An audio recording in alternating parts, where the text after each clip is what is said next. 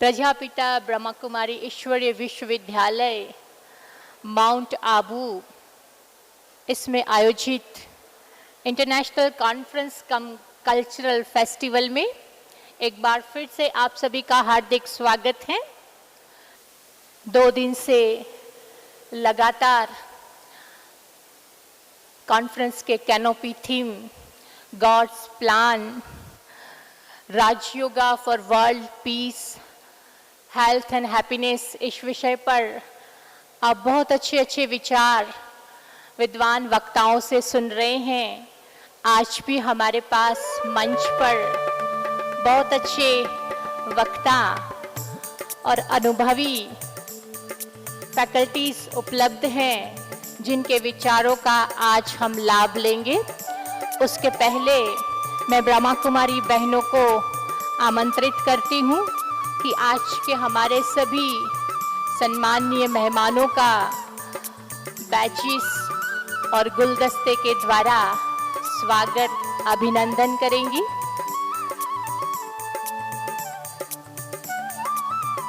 आज के विषय की गहराई में जाने से पहले मैं एक छोटा सा प्रसंग आप सभी के साथ शेयर करना चाहूंगी। एक बार एक गांव का भाई था जो शहर में आया और शहर में कहीं ग्राउंड पर फुटबॉल मैच चल रहा था। तो वो कुतूहलवश उस फुटबॉल के मैच को देख रहा था। उसको उस खेल को समझ में नहीं आ रहा था। उसने पास में बैठे एक बुजुर्ग दादा को पूछा कि दादाजी, ये सब मिलकर के इस बॉल को क्यों मार रहे हैं? दादाजी उसके सामने देखते रहे और हंस करके उन्होंने जवाब दिया कि बेटा, ये बॉल है ना, वो अंदर से खाली है, इसलिए सब मिलकर के उसको मार रहे हैं। कहीं हमारे जीवन में भी तो ऐसा नहीं है? आज हमारे जीवन में भी अनेक प्रकार की परिस्थितियां आती हैं, अनेक प्रकार की बातें आती हैं और उसके कारण रोज बरोज दुख, अशांति, चिंता, उसके कारण हम अंदर से खाली होते जा रहे हैं। और खाली होने के कारण इधर उधर लोग हमें, परिस्थिति हमें फुटबॉल की तरह फेंक रही है, उछाल रही है।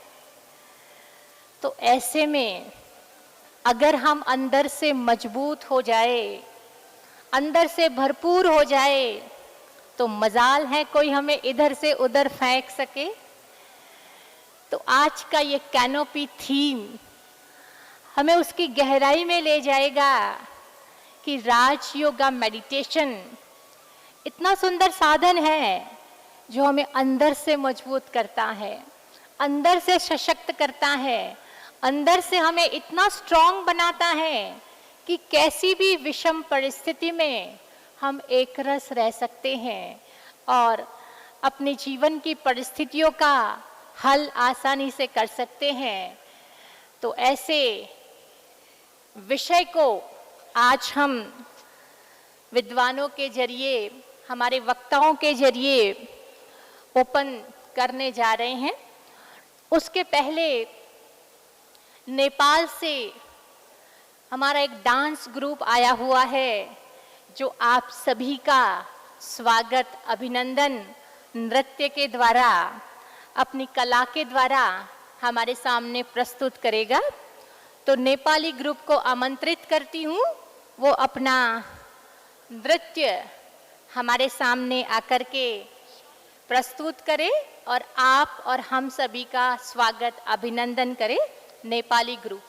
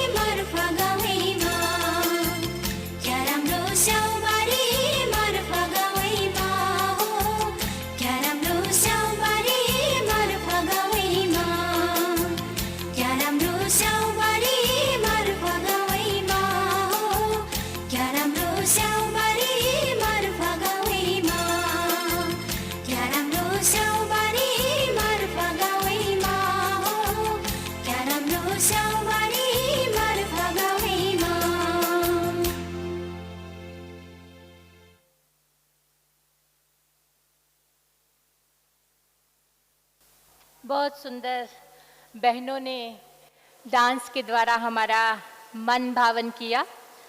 स्वागत की इसी कड़ी को जोड़ते हुए मैं ब्रह्मा कुमार डॉक्टर प्रताप भाई मीठा जी को आमंत्रित करती हूँ कि आज के इस सेशन में आप सभी का वेलकम करें।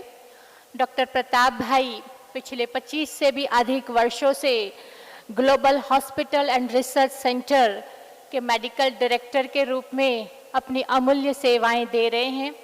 आपके नेतृत्व में हॉस्पिटल ने अनेक सफलता के सोपान सर किए हैं। इस हॉस्पिटल में न सिर्फ फिजिकल हेल्थ पर ध्यान दिया जाता है, लेकिन मेंटल हेल्थ पर भी विशेष फोकस किया जाता है।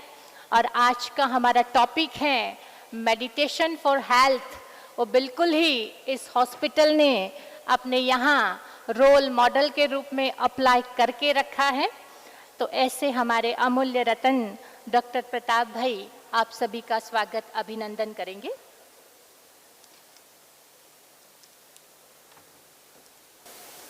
ओम शांति। आज के सुबह के हमारे मेहमान भारतवर्ष से और विश्व भर से आए हुए हमारे आदरणीय भाइयों और बहनों, विशेष रूप से श्री निर्मल रतनलाल वैद्य जी, जो प्रेसिडेंट हैं all India folk and tribal art Parishad के, आदरणीय राजयोगिनी गोदावरी बहन, राजयोगिनी राज बहन, भाई अशोक उपाध्याय जी, और साथ में हमारे प्रिय ललित श्रीवास्तव जी, एरिक भाई, कुसुम बहन, उर्मिला बहन, डॉक्टर बनारसी, हरि भाई जी, रतन दादा, आप सभी का आज के इस सत्र में बहुत बहुत हार्दिक स्वागत है। ब्रह्मा कुमारी ईश्वरीय विश्वविद्यालय इस कार्यक्रम में आपसे शेयर कर रहा है, आपसे साझा कर रहा है कि भगवान की हमारे लिए प्लान क्या है, और उसके साथ साथ हम भी सुन रहे होंगे कि हमने अपने जीवन की प्लान क्या बनाई है। भगवान को हम अपने जीवन में आने का अवसर दें, और ये बात तो हमने अच्छी तरह से समझी है कि हम सभी ईश्वरीय संतान हैं, और ईश्वरीय संतान के नाते हमारा जो स्टेटस है वो बहुत ऊंचा हो जाता है, श्रेष्ठ हो जाता है कि हम उसे ऊंचे से ऊंचे पिता की संतान हैं। हमें अपने लाइफ की प्लान भी ऐसी बनानी होगी जो हम भगवान का नाम बाला कर सकें, भगवान के नाम को ग्लोरीफाई कर सकें। तो जब हम ईश्वरीय संतान हैं तो ईश्वरीय कार्य में सहयोगी भी बनते हैं, यानी ईश्वर को अपने जीवन में हम वेलकम करें। भगवान की हमारे लिए प्लान क्या है, और सबसे पहली प्लान तो यही है कि हम अपने आप को पहचानें और उस सच्चे पिता को पहचानें और अपने जीवन को प्लेन बनाएं। हमारे जीवन की बागडोर जो है, हमारे जो जीवन की नाव है, उसका खिवैया भगवान है। ये अगर हम समझकर चलेंगे तो बड़े से बड़े तूफान भी आकर गुजर जाएंगे। हम स्वस्थ भी रह सकते हैं, प्रसन्न भी रह सकते हैं। वो तभी हो सकता है जब हम अपने आप को पहचानें, अपनी छुपी हुई शक्तियों को पहचानें। हम सभी यहाँ ये मानते हैं कि हम जो करते हैं, जो हम कार्य करते हैं या जो शब्द बोलते हैं, वो सभी देखते हैं, लेकिन जो हम सोचते हैं वो केवल हमें मालूम होता है। तो परिवर्तन सोच के स्तर पर चाहिए। तो भगवान की प्लान भी हमारे लिए यही है कि हम अपनी सोच को शक्तिशाली बनाएं, अपनी सोच को पवित्र बनाएं, अपनी सोच को परमात्मा की सोच के साथ मिलाएं। और जब परमात्मा की सोच के साथ हमारी सोच मिल जाएगी तो हमारा जीवन स्वतः ही श्रेष्ठ हो जाएगा। भगवान ने हमें लक्ष्य दिया है, कोई मनुष्य बनने का नहीं, लेकिन भगवान के समान बनने का।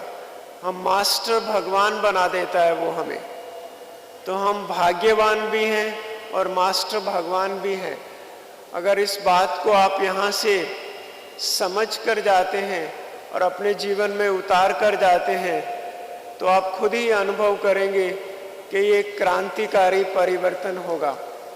तो ब्रह्मा कुमारी ईश्वरीय विश्वविद्यालय हम सब मिलकर यही चाहते हैं कि आप हमारे साथ मिलकर भगवान की प्लान में सहयोगी बने, भगवान के इस क्रांतिकारी परिवर्तन में अपने को एक हिस्सा बनाएं।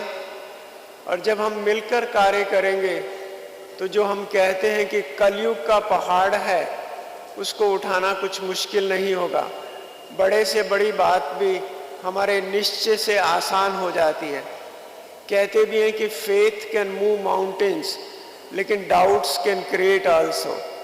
तो इसलिए हम सबको परमात्मा में पक्का निश्चय रखना है और संपूर्ण निश्चय रखकर अगर हम अपने जीवन को आगे बढ़ाएंगे तो हमारा जीवन भी आसान होगा और हम अनेक आत्माओं को परिवर्तन करने में सहयोगी बनेंगे। यही भगवान की हमारे लिए प्लान है कि हम पहले स्वयं को परिवर्तन करें और फिर विश्व के परिवर्तन के कार्य में उसकी सहयोगी बनेंगे। तो आज के इस सत्र में, इस कार्यक्रम में आपका हार्दिक स्वागत है। स्वागत है कि आप अपने जीवन में ईश्वर को लाएं और ईश्वरीय संतान बनकर उसके कार्य में सहयोगी बने। धन्यवाद।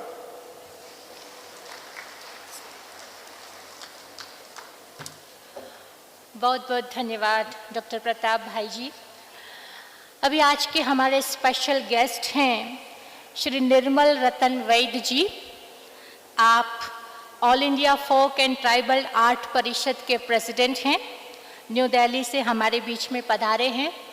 नमो गंगे ट्रस्ट के भी आप प्रेसिडेंट हैं और कल्चरल मिनिस्टर की ओर से जो भी प्रोजेक्ट लिए जाते हैं उसमें भी आप एज अ एक्टिव मेंबर अपनी सेवाएं देते रहते हैं।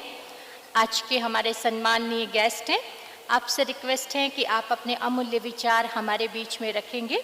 श्री निर्मल रतन जी।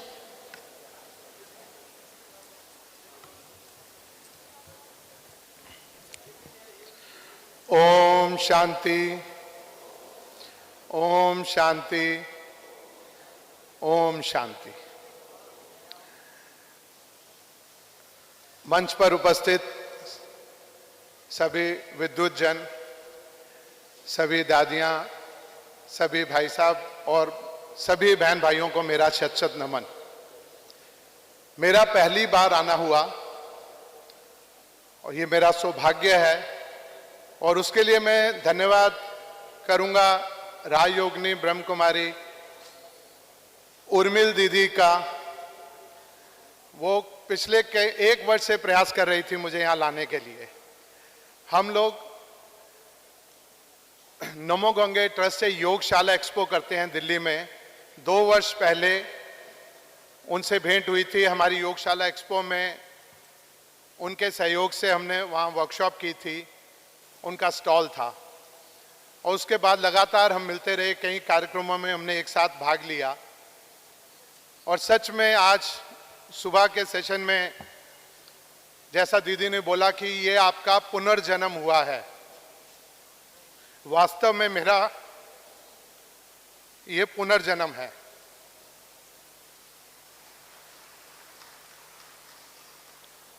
ये विचार बचपन से मेरे मन में थे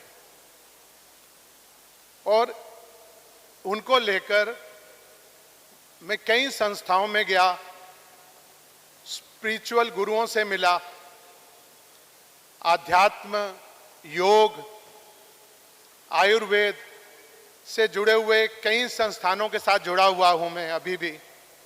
मेरी बेटी भी योग में एमएससी कर रही है बेंगलोर से ही और मैं गर्व महसूस करता हूं कि आज मैं आपके बीच में आकर जो मेरे भाव थे उन्हें मैं प्रकट कर रहा हूं। जो आज हमारा ये इंटरनेशनल कॉन्फ्रेंस है और इतना सुंदर नाम दिया हुआ है इसका, परमात्मा योजना राजयोग द्वारा विश्व शांति, स्वस्थ और खुशी। मनुष्य जीवन हमें क्यों मिला है, ये शायद पूरा जीवन लग जाता है जानने के लिए, जबकि ये होना चाहिए जन्म के बाद बच्चे को पहली शिक्षा यही देनी चाहिए कि मैं कौन हूं, क्यों हूं, किस लिए आया हूं। ये जानने के लिए हमारा पूरा जीवन लग जाता है। जब ये जान पाते हैं उस समय जाने का समय आ जाता है। तो बहुत बातें करने का मन है लेकिन समय सीमित है, तो मैं इसमें से एक विषय है स्वास्थ्य। आप सब राजयोग द्वारा स्वास्थ्य के बारे में जानकारी लेते हैं, सीखते हैं। मेरा मानना है कि जैसे परमपिता ब्रह्मा हमारी प्रत्येक मनुष्य के शरीर में आत्मा के रूप में विराजमान है। जब इस शरीर में वो आत्मा है तो इस शरीर को हम अस्वस्थ क्यों होने दें, हम इसे बीमार क्यों होने दें? हमारा सबसे पहला कर्तव्य है कि अपने आप को स्वस्थ रखना। और हमारे यहाँ हम स्वस्थ के बारे में सबसे बाद में सोचते हैं, पूरा जीवन कमाने में लगा देते हैं और उसमें इतना व्यस्त हो जाते हैं कि हम उसमें बीमार हो जाते हैं और फिर अपना सारा धन दौलत जो होता है उस बीमारी को दूर करने में लगा देते हैं और आखिर में हिसाब किताब बराबर करके चले जाते हैं। अगर हम स्वस्थ रहें, स्वस्थ के लिए सबसे पहले अपने आप को जानना, अपने आप को समझना, मानसिक स्वस्थ होना, शारीरिक स्वस्थ होना, आध्यात्मिक स्वस्थ होना, ये सब हमारे लिए पूर्ण महत्वपूर्ण।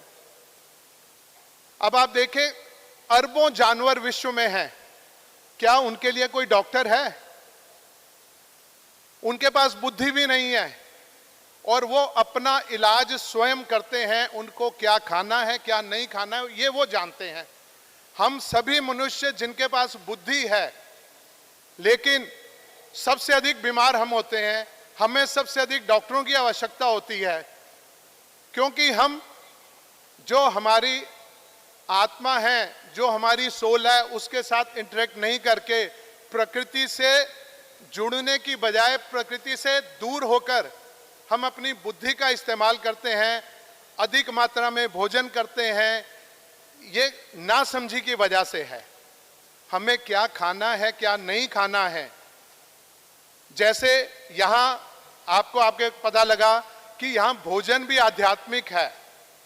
जब यहाँ भोजन, जब गेहूं या फसल उगाई जाती है, वो भी मंत्रोच्चारण के साथ उगाई जाती है, तो उस भोजन का कितना प्रभाव होगा हमारे शरीर के ऊपर। हमारे रसोई घर में, हमारी किचन में वो सब सामग्री होनी चाहिए जिससे हम स्वस्थ रहें, अस्वस्थ ना रहें। 1/3 भोजन तो हम अपने लिए करते हैं, बाकी का 2/3 भोजन हम डॉक्टर के लिए करते हैं। यानी कि अगर हम अपने भोजन जो हम ग्रहण कर रहे हैं उसको 1/3 कर दें तो भी हम अपने आप को स्वस्थ कर लेंगे। हम कभी स्वस्थ होते हुए डॉक्टर के पास नहीं जाते कि डॉक्टर साहब मुझे देखिए और मुझे बीमार नहीं होना। हम क्या करते हैं, जब बीमार हो जाते हैं, थोड़ा बहुत नहीं, अच्छी प्रकार से, उसके बाद डॉक्टर के पास जाएंगे। जबकि हमें शुरू से ही मालूम है कि किस वजह से हम बीमार हुए हैं। ये हमें जानकारी साथ के साथ हमें मिलती है, लेकिन हम अपने आप को नहीं पहचान पाते और हम निरंतर बीमारियों की ओर, मानसिक बीमारी, शारीरिक बीमारी, इस तरह बढ़ते चले जाते हैं। तो हमें केवल, ये बहुत सरल है, जीवन में हमें प्रभु ने बीमार होने के लिए नहीं भेजा, हमें खुश रहने के लिए भेजा है, हमें सेवा करने के लिए भेजा है। लेकिन हम इस बारे में कितना सोच पाते हैं? हम इस टेम्परेरी जीवन में परमानेंट चीजें तलाशते रहते हैं कि मेरा परमानेंट घर हो जाए, मेरा परमानेंट गाड़ी हो जाए, अब बड़ी गाड़ी हो जाए। अरे जब जीवन ही परमानेंट नहीं है तो उसके लिए हम परमानेंट चीजें क्यों इतने समय से संजोते रहते हैं? जीवन को जीने के लिए हमें बाबा ने इतना अच्छा प्लेटफॉर्म दिया है, समझने के लिए इतना अच्छा दिया है।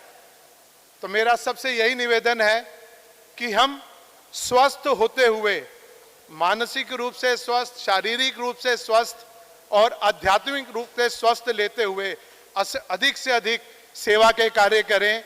यही मनुष्यता है, इसीलिए मनुष्य का मानव जीवन हमें मिला है। बहुत बहुत धन्यवाद आप सबका। ओम शांति। बहुत ही सुंदर निर्मल वैद्य जी ने अपने अपने बहुत अच्छे विचार हमारे सामने रखे। अब मैं प्रोग्राम को आगे ले जाते हुए राजयोगिनी ब्रह्मा कुमारी गोदावरी दीदी जी को आमंत्रित करती हूँ। गोदावरी दीदी जी पिछले 50 से भी अधिक वर्षों से संस्था के साथ समर्पित रूप से अपनी सेवाएं दे रहे हैं मुलुंड, मुंबई और उसके आसपास के सेवा केंद्रों में आपने अपनी सेवा की सुवास को फैलाया है। उनका विस्तृत परिचय न दे करके मैं उन्हें आमंत्रित करती हूँ कि आज के इस सेशन में परमात्मा का मैसेज जो उन्होंने अपने जीवन में संजोया है वो हमारे साथ शेयर करेंगे राजयोगिनी ब्रह्मा कुमारी गोदावरी दीदी जी।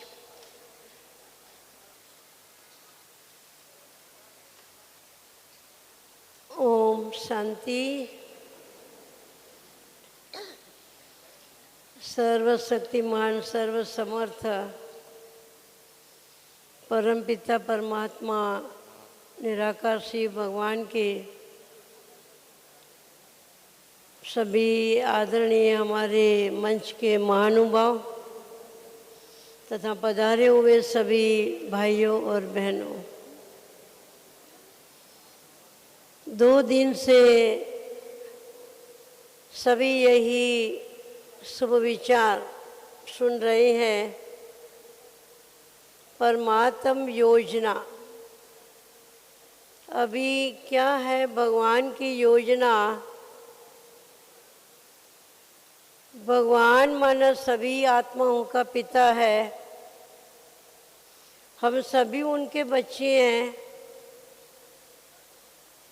उनकी योजना है कि अभी आप सभी मेरे बच्चे हो, सदा शांति में रहो, सुख में रहो, खुशी में रहो और आपकी काया भी कंचन बने।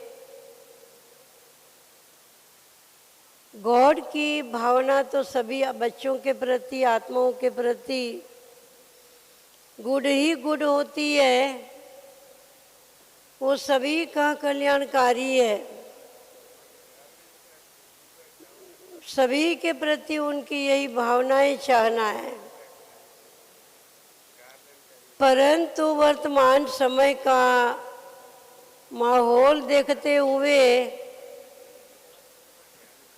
सभी मानव आत्माओं का मन बड़ा ही दूषित होता जा रहा है, पतित बनता जा रहा है। मन के अंदर बहुत ही चंचलता आ गई है और बुद्धि भी बहुत ही अनेक समस्याओं के कारण अस्थिरता अनुभव करती है। उसी अनुसार मनुष्य आत्माओं के संस्कार, स्वभाव वह भी बहुत ही विकार युक्त बनने के कारण तमो प्रधानता बढ़ती जा रही है। तो दिनों दिन हर मानव आत्माएं स्वयं ही अपने आप को चलाने के लिए बहुत ही निर्बल बनती जा रही है, कमज़ोर बनती जा रही है। खुद ही अनेकों के ऊपर डिपेंड होती जा रही है। खुद में वो पावर नहीं रही है जिसको स्पिरिचुअल पावर कहे या सोल पावर कहे, गॉड पावर कहे, जिस पावर से अपने ऊपर ही नियंत्रण कर सके, कंट्रोल कर सके कि मुझे किस समय पर कौन सी जजमेंट करनी चाहिए, कौन सा रास्ता मेरे लिए उचित है जिसमें मेरा भी श्रेय हो, सुख हो, जिसमें औरों को भी मेरे द्वारा शांति मिले, सुख मिले। लेकिन इन 5 विकारों ने मनुष्य के मन को, बुद्धि को, संस्कारों को इतना निर्बल बना दिया है। तो परमात्मा की योजना अभी यही है कि मैं चाहता हूँ पूरे विश्व का परिवर्तन करने का। मुझे अभी नया संसार बनाने का है जिस संसार की प्राचीन हमारे भारत में भी गायन ने गाथा है कि इसी दुनिया के ऊपर एक समय ऐसा था जहाँ कहते हैं कि एक भाषा, एक राज्य, एक ही हाथ में शासन था। ऐसी वो भूमि पवित्र भूमि थी जहाँ कोई प्रकार का कष्ट नहीं था, रोग नहीं था, दुख नहीं था, शोक नहीं था। एक घाट के ऊपर शेर बकरी पानी पीते थे, आपस में कोई बैर भाव नहीं था। जहाँ के लिए गाय ने की घी दूध की नदियाँ बहती थी। वर्तमान समय का आशा देखते हुए पता चलेगा कि कहाँ वो स्वर्गीय सतयुगी वैकुंठ पैराडाइज की दुनिया और कहाँ अभी का समय कलयुग का। कलयुग में आपस में एक दो का व्यवहार देखिए, दृष्टि देखिए, वाणी देखिए, विचार देखिए, क्या से क्या चल रहा है। अभी हमें आवश्यकता है अपने आप को बदलने का, सुधारने का। स्वयं को ही पहले सुधारने की जरूरत है। इसलिए राजयोग की एक ऐसी शक्ति है कि जिसके अंदर वो पावर है परमात्मा से मिलाने की, कि जिस परमात्मा पिता जिसको ज्ञान का, शांति का, प्यार का, आनंद का, सुखों का सागर कहते हैं, उस सागर के साथ अपना मन जोड़ने से, बुद्धि को जोड़ने से, उसमें मन एकाग्र होने से ऑटोमेटिक वो शक्ति आती जाएगी। और वो शक्ति से ही सबसे पहले चैरिटी बिगिन्स एट होम। पहले स्वयं को ही सुधारना होगा, स्वयं का परिवार सुधरेगा, समाज भी सुधरेगा, देश भी सुधरेगा, विश्व भी सुधरेगा। परंतु वो आध्यात्मिक ज्ञान, योग की शिक्षा, राजयोग की शिक्षा के बिना, अपने जीवन के अंदर वो धारणा के बिना, अपने कर्मों के ऊपर नियंत्रण किए बिना, कर्मों को सुधारने के बिना, जो आत्माओं में अभी एकदम म्लेच्छ कहेंगे, पतित कहेंगे, वो पतितपना जब तक नहीं जाएगा, बाहर की कितनी भी क्रियाएं कर लो अच्छी अच्छी, परंतु मन जब तक मैला होगा, अंदर में तिरस्कार की भावनाएं होगी, घृणा की भावनाएं होगी, तेरे मेरे की भावनाएं होगी, ईर्षा द्वेष की भावनाएं होगी, तब तक हम कितना भी विकास की बातें करें, चाहे प्रकाश की बातें करें, परंतु सबसे पहले हमारे अंदर में, आंतरिक जगत के अंदर ही खुशी भी भरी हुई है, शांति भी भरी हुई है। अंदर में ये खुशी शांति जब मिलेगी तो ऑटोमेटिक काया भी कंचन बन जाएगी। तो उनके लिए हमें अपना ही परिवर्तन करने के लिए हमें सबसे पहले तो एक परमात्मा जो सर्वशक्तिमान है, सर्वसमर्थ है, उनको याद करना होगा। उनको याद के लिए कुछ समय निकालना होगा। वर्तमान समय का अनुभव यही कह रहा है। हम लोग कहते हैं कि थोड़ा सा समय निकालिए, तो कहते हैं कि बहन जी नो टाइम, हमको बिल्कुल एक घड़ी का भी टाइम नहीं है। परंतु हमें अपने लिए ही टाइम निकालने का है। आज कोई बीमार होता है, उनको दवाई टाइम टू टाइम खानी होती है, परहेज करनी होती है, तो समय निकाल करके अपना कार्य करना ही होता है। इसी प्रकार से हमारी आत्मा में भी खुशी रूपी खुराक खत्म हो गई है। शांति तो बिल्कुल है ही नहीं, सुख तो है ही नहीं, आनंद प्यार तो है ही नहीं। तो उनके लिए आत्मा की खुराक यहाँ मिल रही है, तो यहाँ आने से ये बहुत कुछ फ़ायदा होता है कि जिससे अपने जीवन में बहुत कुछ परिवर्तन आ जाता है। तो ऐसा परिवर्तन करने के लिए ही ये इतनी ऊंची महान भूमि पर आप सभी पधारे हो, आए हो।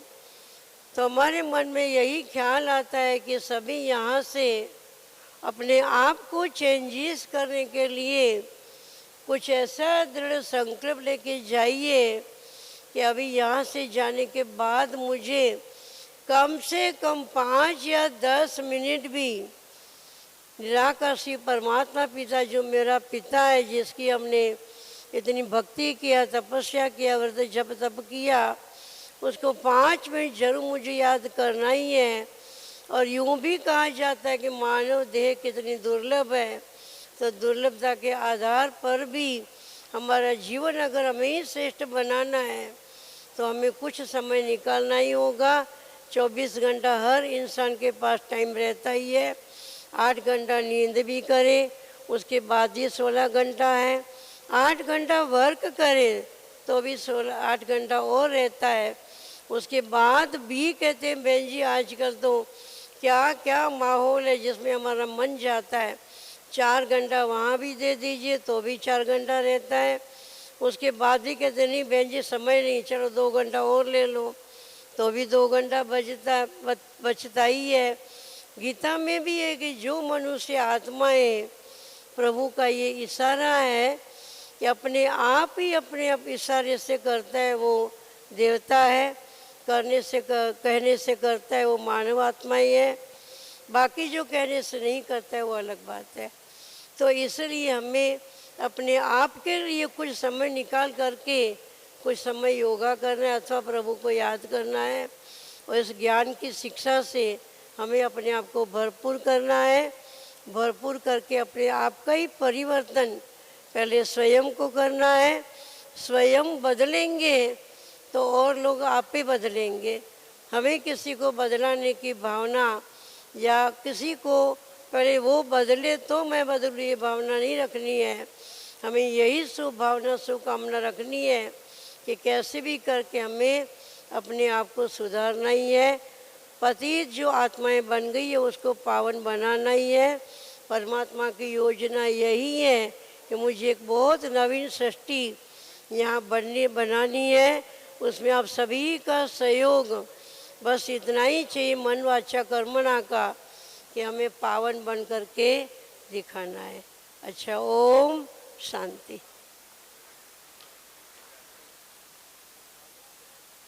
बहुत बहुत धन्यवाद आदरणीय गोदावरी दीदी जी। अभी हमारे बीच नाइजीरिया के फॉर्मर प्रेसिडेंट ऑनरेबल जनरल बाबा ओलुसेगन ओबाsanjo पधार चुके हैं।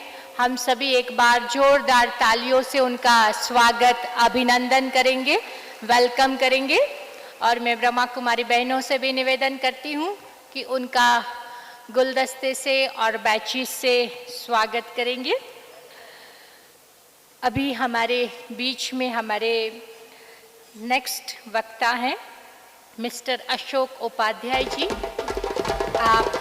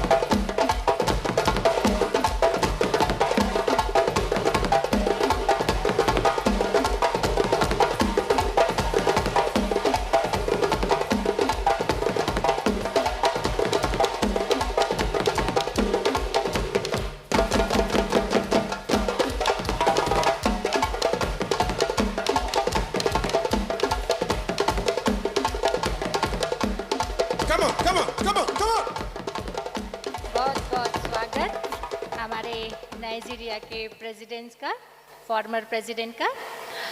अभी मैं हमारे सम्माननीय गेस्ट मिस्टर अशोक उपाध्याय जी, जो कि चीफ एडिटर एंड हेड हैं यूएनआई के और यूएनआई वार्ता के, आपसे हमारा नम्र निवेदन है कि आपके विद्वान वक्तव्य को हमारे सामने प्रस्तुत करेंगे मिस्टर अशोक भाई उपाध्याय जी।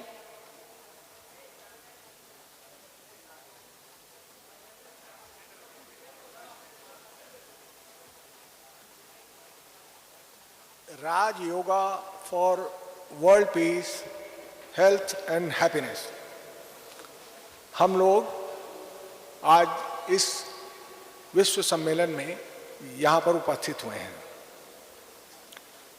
मुझसे भी इस सम्मेलन में एक दो बात कहने का आदेश हुआ है।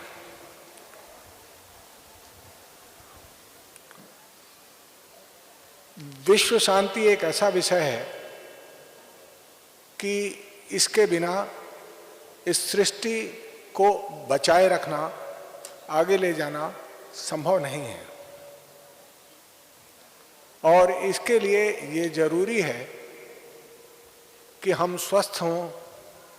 हालांकि मैं खुद ज़्यादा स्वस्थ नहीं हूँ, लेकिन फिर भी ये बहुत ज़रूरी है कि लोग इस विषय को सबसे ज़्यादा महत्व दें। स्वास्थ्य एक ऐसी चीज है, ऐसी ज़रूरत है जो आपके अपने आचार, विचार और जीवन में कुछ करने की इच्छा को पूरा करने के लिए अत्यंत उपयोगी है। हम जहाँ बैठे हैं, अभी कुछ क्षण पहले ही शिवानी जी ने एक बार हम सबको आत्मा और परमात्मा के बीच रिश्ते के बारे में बहुत विस्तार से बताया। उनका अध्यात्म, उनका मार्गदर्शन हम सब के लिए बहुत ही उपयोगी है। और जो संदेश उन्होंने दिया है, उस संदेश को दुनिया तक पहुंचाने के लिए आज की तारीख में आधुनिक तकनीकी, संवाद, समाचार, इनका इस्तेमाल किया जाना चाहिए।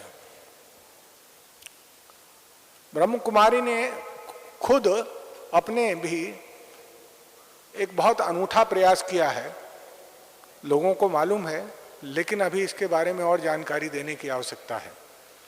मैं जब यहाँ आया तो सबसे पहले हीरालाल भाई से मिला, जो कि यहाँ पर गॉडलीवुड स्टूडियो के एग्जीक्यूटिव डायरेक्टर भी हैं।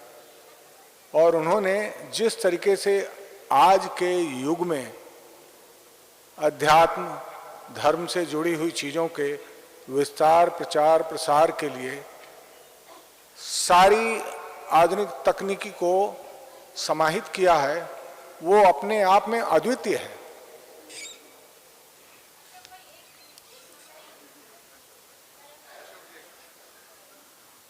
दादी जानकी हमारे बीच में आई हैं। ये हमारे लिए बहुत बड़ा हमारी सौभाग्य है। परम आदरणीय, परम श्रद्धेय राजयोगिनी दादी जानकी जी हमारे बीच में पधारी हैं। सभी जोरदार तालियों से हमारी दादी जी का स्वागत करेंगे, अभिनंदन करेंगे, अभिनंदन करेंगे।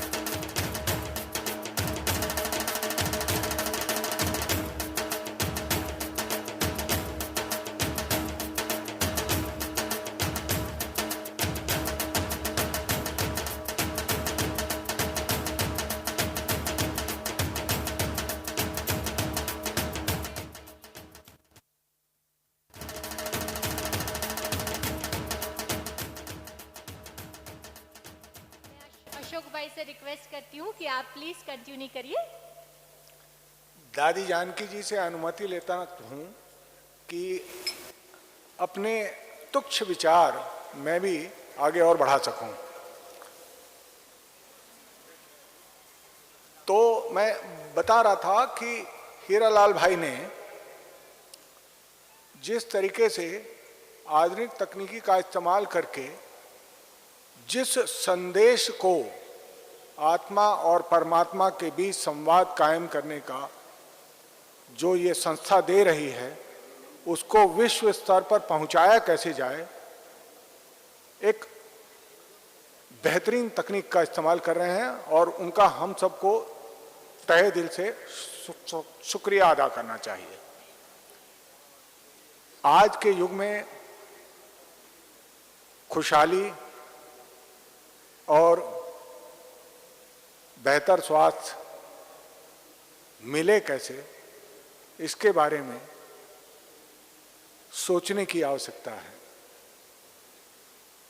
मार्ग दिखाने के लिए बहुत लोग हैं, जो अच्छा लगे हम उसे अपना लें और उसको अपने मन में ये बिठा लें कि ये हमारे जीवन के लिए बहुत जरूरी है, तो हम निश्चित तौर पर आगे ही बढ़ेंगे। मैं खुद इस देश की सबसे बड़ी न्यूज़ एजेंसी, समाचार एजेंसी के साथ जुड़ा हुआ हूँ। पिछले 35 साल से इस संस्थान के साथ जुड़ा हूँ। एक ट्रेनी के तौर पर यहाँ से जुड़ा था और आज मुझे ये सौभाग्य हासिल है कि मैं इस संस्था का नेतृत्व भी कर रहा हूँ।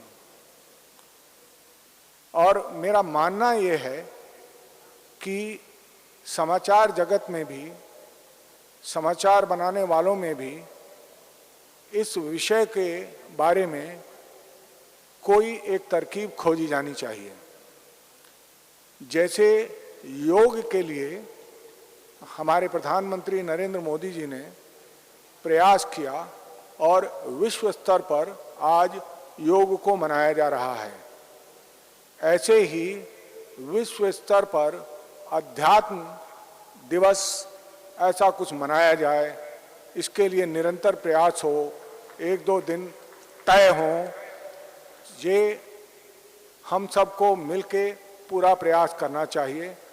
हमारे बीच में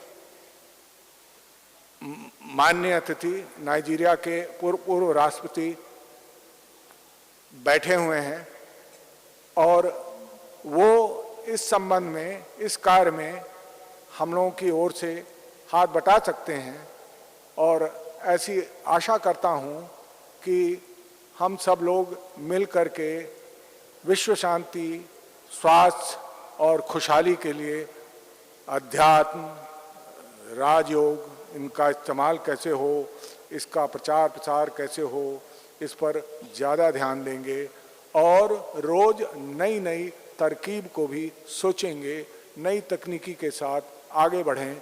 यही मेरा मानना है और आप सब लोगों से अनुरोध होगा, आप लोग भी अपने जीवन में जो संभव हो सके खुद करें, अच्छा रहेगा। धन्यवाद।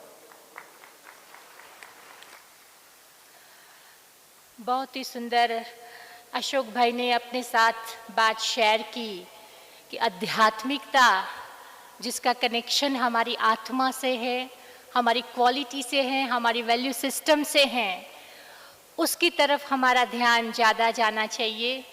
और अगर ये आध्यात्मिकता को हम अपनी लाइफस्टाइल का हिस्सा बना सकते हैं, रोज़ बरोज़ की ज़िंदगी में उसे ढाल सकते हैं, तो सचमुच ही विश्व शांति, खुशहाली और स्वास्थ्य की दृष्टि से हम पूरे समाज और विश्व को श्रेष्ठ बना सकते हैं। आपका बहुत बहुत धन्यवाद मिस्टर अशोक भाई जी। अभी हमारे बीच में हमारे special guest Mr Ramesh Mittal ji पधारे हैं, जो कि खास इंदौर से हमारे बीच में हैं। आप मेडिकैप्स यूनिवर्सिटी के चांसलर हैं, संस्था के साथ बहुत निकट से जुड़े हुए हैं। आपसे रिक्वेस्ट है कि आप अपने अमूल्य विचार हमारे सामने रखेंगे। मिस्टर रमेश भाई मित्तल जी।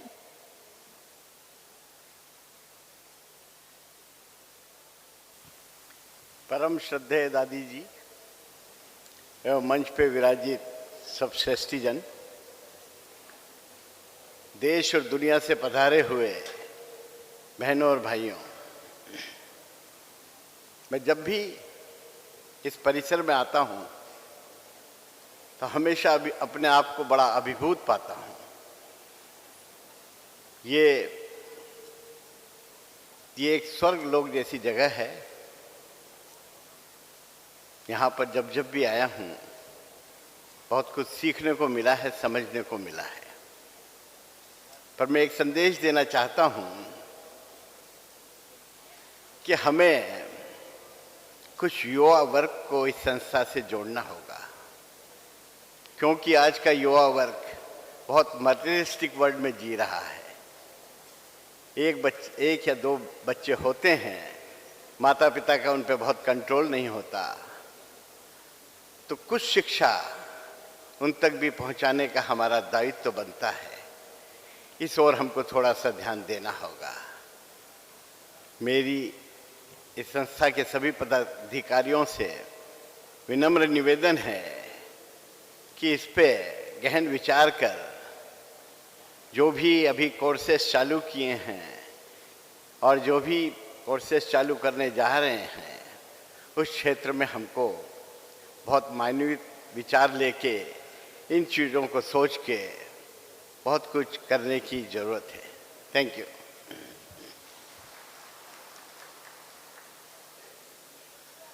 बहुत बहुत धन्यवाद मिस्टर रमेश्वर जी।